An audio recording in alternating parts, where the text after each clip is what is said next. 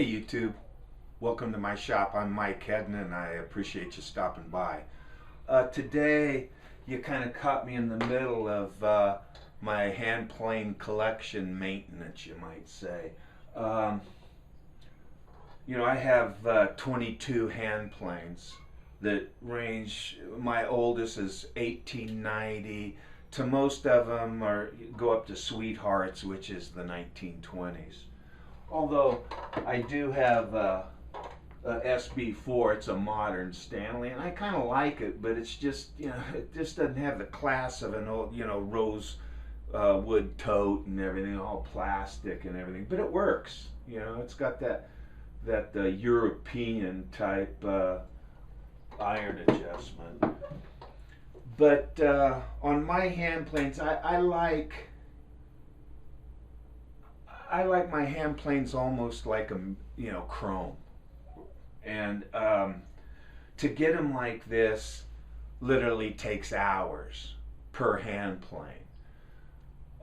To do maintenance on it only takes a few minutes, twice a year.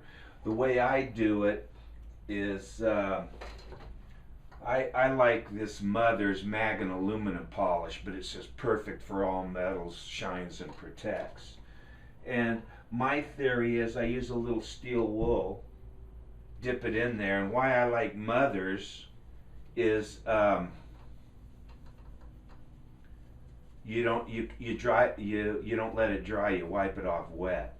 And I use steel wool, so the theory is every time I clean them, I shine them too. I make them shinier. So that's basically all I do. And I do this about twice a year. And every 6 months or so you can start to see little spots of flash rust and stuff. But this Mother's it turns it black and takes it right off, and that's all it takes. So I do that like every 6 months. Now I live in a dry climate. I don't know if some humid place you'd have to do it more or not, but I find that after about 6 months you start to see little signs of the plane going back to its original state, which took hours to get back to mirror. But the main reason I wanted you to stop by today is to show you my new Grizzly 10-inch anniversary wet grinder. Now I've been collected hand planes. This is the first one I got. I was in 7th grade wood shop. So over the years I've learned a little to sharpen. Now sharpening, boy, it's almost like religion to some people. I mean, you get a Christopher Schwartz out there, he's dancing with the stars, but he can put a crazy edge on that thing by doing that. But he does it almost every day for his life. So, after all that practice, you do get some muscle memory. Without that muscle memory, just a little up, and you've just wasted your edge. Now, I've always used a guide just to help me. And even with the guide, sometimes I get, it's just beautiful. But other times, you feel that little tiny jerking where there's some place on that blade that isn't right. And that'll get you frustrated, because when you're using a nice hand plane and it just slides through the wood or slices through the wood, it's just a joy. So I used to use the guide and sandpaper, but as I say, it wasn't really consistent. And then I saw a show on a wet grinder. Of course, it was Tormek, and it showed them using it and how nice it was. But Tormeks, you know, I'm retired and I don't have a whole big budget. So a Tormek, the 8-inch Tormek is pushing 400 bucks. And the 10-inch Tormeks, that's pushing 700 bucks. This 10-inch from Grizzly set me back 160 bucks. So now, before I bought it, I was going, geez, you know, 160 bucks, 700 bucks, what are the differences? Well, one of the differences is the wheel. Now, the stropping was, that's leather. I don't know what could be, you know, different as far as leather on a wheel going round and round. It goes around 110 times a minute. But the sharpening stone is what the difference is. Now I've never used Tormek, and I've never really looked close at Tormek except on YouTube or whatever. So I know it's got to be a good product. You know, at 700 bucks it sells and people love it. And then I read some articles on this, and they were saying, well, the wheel wobbles, and it just isn't the quality that Tormek is. And at $150 to $700, I'm not thinking it should be the same quality. But I wanted to know what kind of quality it was to see if it was any more consistent than I was with the Rockler $15 guide. Now I know that usually using this guide when I'd get my planes that were in really bad shape, it took a long time on sandpaper. Now I've used this already, and so far I like the way it works. Now the difference between this is a 250 grit, they say. Now the Tormek is 250 grit, and then they've got a smoother or something that takes it to 1,000 grit.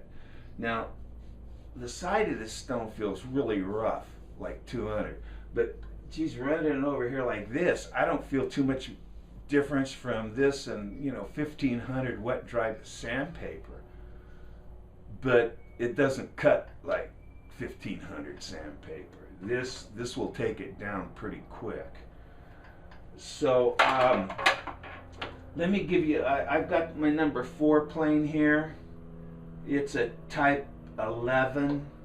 I would say it's probably circa before World War I, 1910 to World War I, right in there.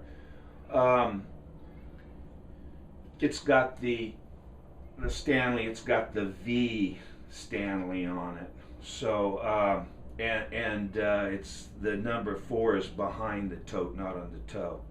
So, anyway, this blade is very skewed. I mean, very skewed.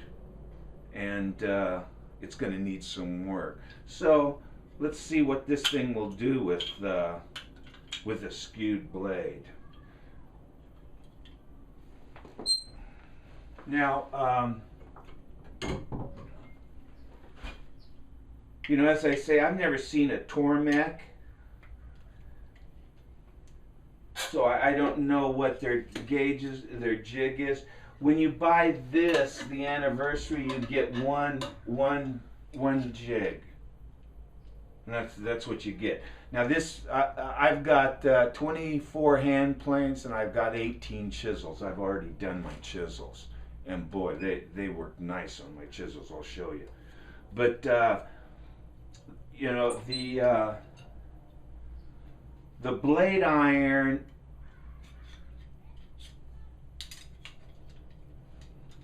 goes in like this,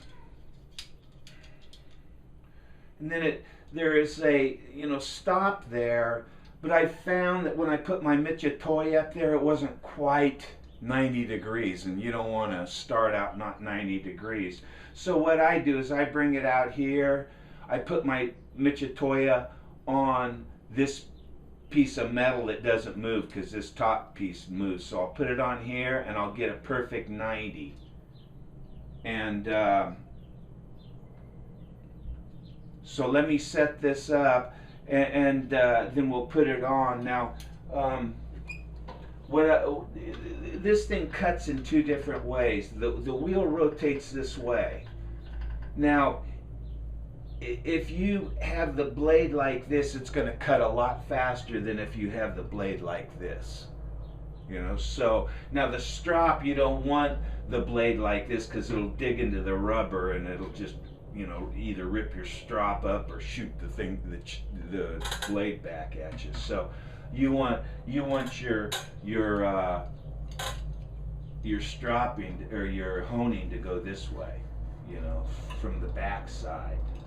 So this is going to take, this blade is skewed, so this is going to take some work. So I'm going to take this off, bring it over here like this, and as the wheel's going like this, I want to take it off fast. I got to put some water in here. I got a couple little magnets in here to catch any metal shavings so they don't get up and get into the wheel. And let's take a look at how this thing will take care of my number 4.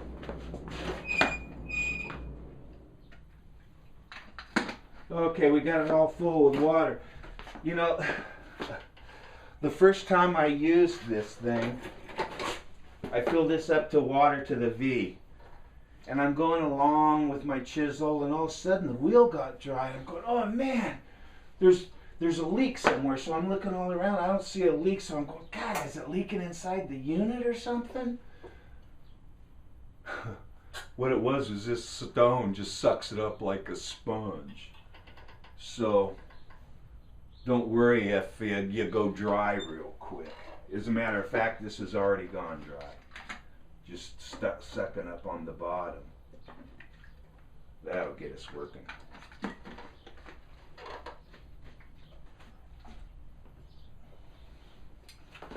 Okay, everything's squared up here. There's another thing about this. Now, as I say, I've never seen a Tormek, but one thing about this is just like a grommet, and it's got a split in it. So I would be careful not to bang this around and lose those grommets. You're going to be really wobbly. When I first put it on, I thought it was kind of wobbly, but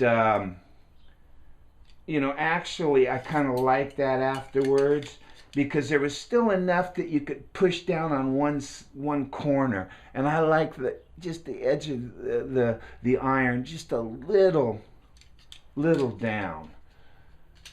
Okay, so let me straighten this up and we'll go from there.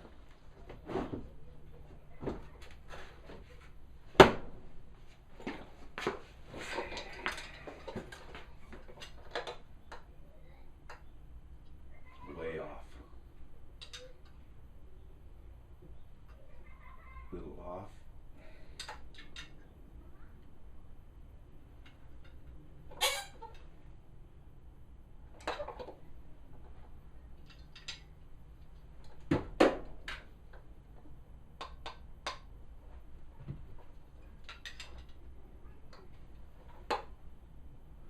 As perfect as it's going to get.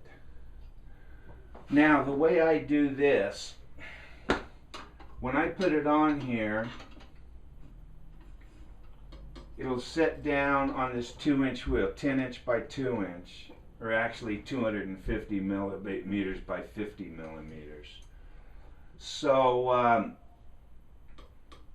when it sits on here, they do have this little tool here that you can set up. I sharpen mine at 30 degrees. So this is the 30 degrees. You set it on the stone, you put it up there, and you make sure the chisel is right on that mark right there. I find that it's almost as easy just to put the bevel on there, and it always matches up with this. So anyway,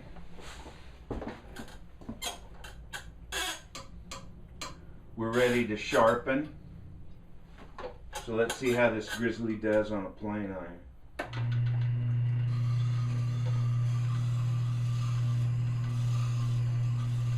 Now I just slide it from side to side. Now if you'll notice, I don't see any wobble in this wheel at all. It's straight this way, and when I first started, I brought a chisel down on it just a little bit at a time to see if I could get a for the high spot. And I couldn't find a high spot on the roundness, and there's no wobble on the side. So you know, maybe I'm just lucky. I don't know if you can see this, I'll macro it.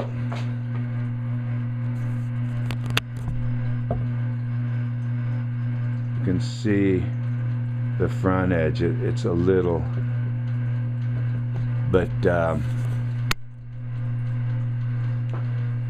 it's already gone halfway up the bevel.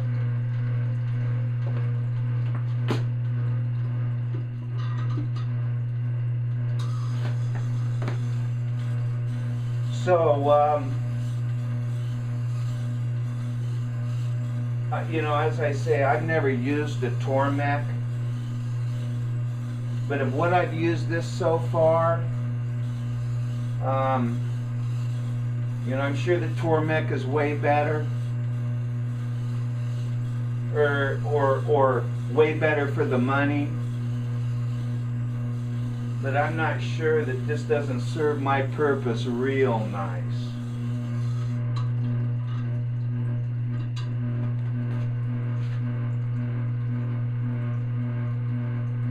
Okay, now we're about 3/4 up the bevel. And the bevel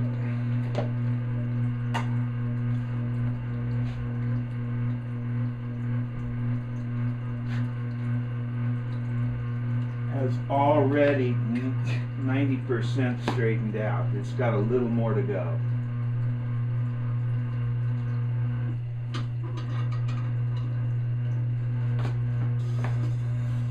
Now if I had been doing this on sandpaper by hand, this wouldn't take me minutes. It would take me literally longer than I wanted to put into it. That's why it remains skewed.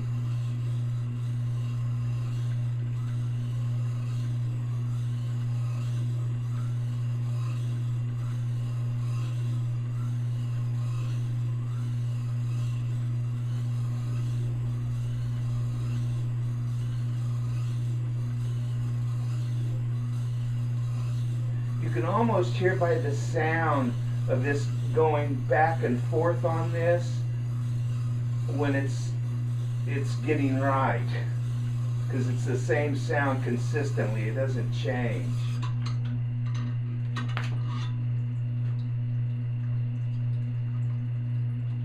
Okay, that's all the way up. That's all the way up the bevel. And the blade is perfectly square. So we got a 250 grit grind on the bevel.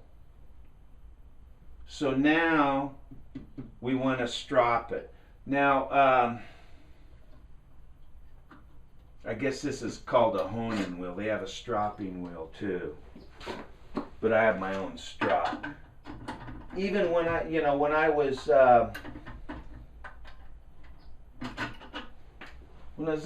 was doing it by hand, I always found that it really wasn't sharp until you stropped it. Now what I'm going to do is I use about a 600 grit rouge on the wheel, and then I strop it with it's like 1,000 grit. It's a paste. So let's strop this and see how it looks. Normally I'd turn it around and be more comfortable, but got to adjust your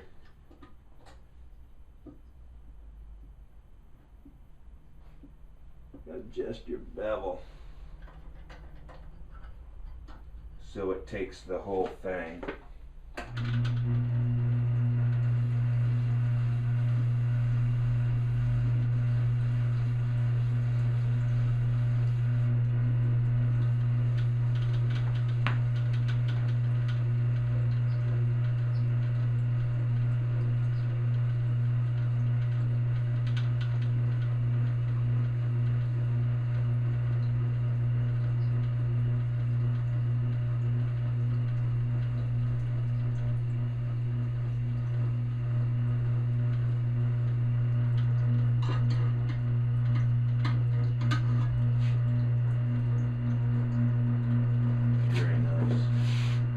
It's very nice.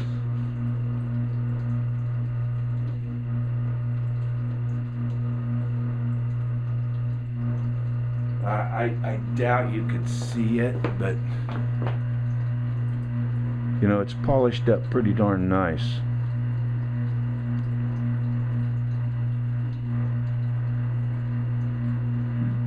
But you know, it doesn't matter how it looks.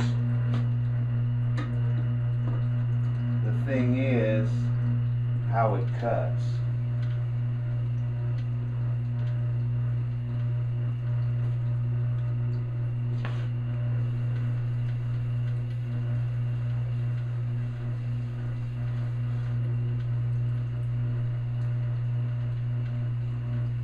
You know, I'm putting a pretty good bit of pressure down, lifting up on the back of this. You can almost lift up the machine without stopping the machine.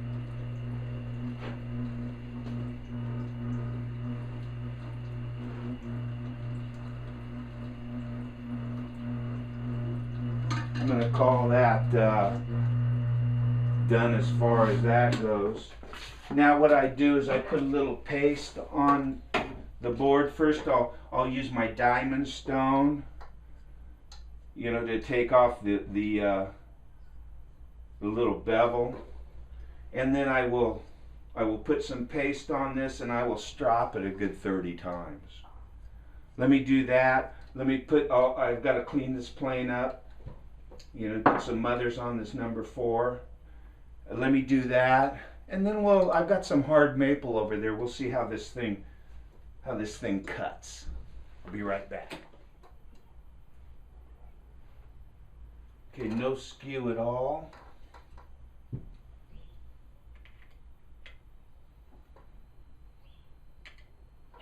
Okay, let's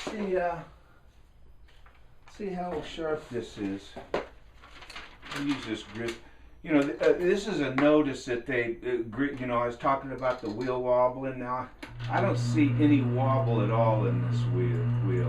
But somebody must said something, because it said some customers have been concerned about the appearance of the stone wheel during operation. The slow running movement of the wheel may make the stone appear to move sideways while it is rotating. This is normal and will not affect the grinding performance. Hey, I don't know.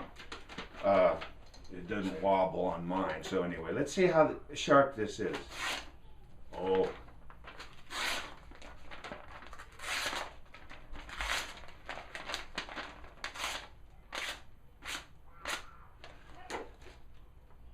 That's, I think, better than I could do. Let's see what it does in the plane, this old 100-year-old plane, and see if we could flatten America like the original owner did with this thing.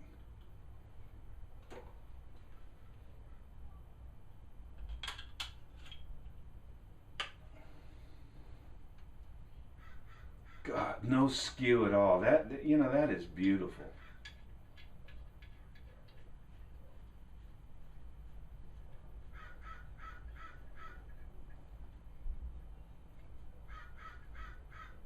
Let's shave some shavings. Okay, here's some hard maple. Now let's adjust this number 4 smoother up. Just until start bringing it to just until it starts catching right there. Now then, let's see what one more.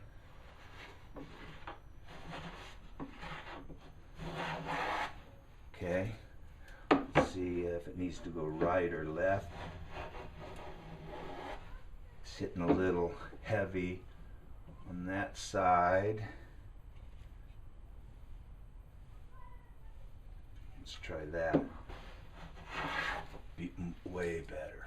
Yeah, way better.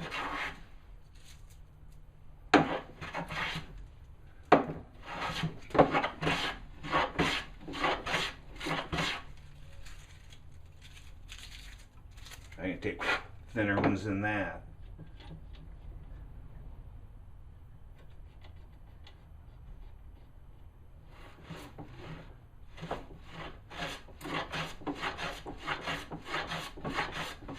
Yeah, we want to smooth this board.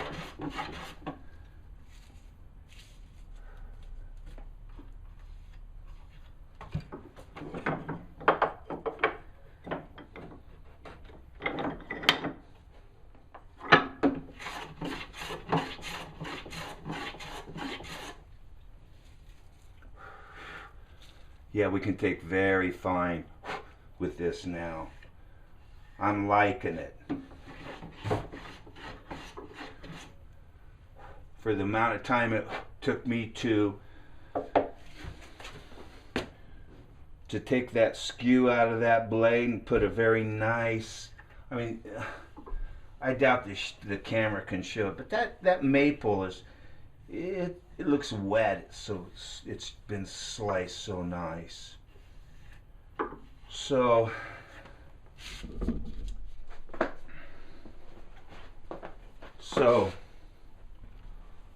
$160 versus the Tormek $700. 160 to 700. You know, I imagine the Tormek will probably make the blade sharper, the iron sharper, the chisel sharper. Maybe. Depends on the user, probably. But, you know, I can't put down a Tormek. You know, I'd love to have one, but I'm not a rich man. So this, I think, fills my needs for $160 for this small shop that I only sharpen my planes a couple of times a year, if that. And out of my 22 hand planes, I probably only really use 5. So I'm for a Christmas present of $160. I think it's well worth it, and I'm glad I picked it up. So, something to think about, YouTube, something to think about. If you've got the money or you're a professional, I'm sure you should go with Tormek. If you're poor like me and want something that'll work, the Grizzly may do it for you. Thanks for stopping by. I appreciate it, and you take care.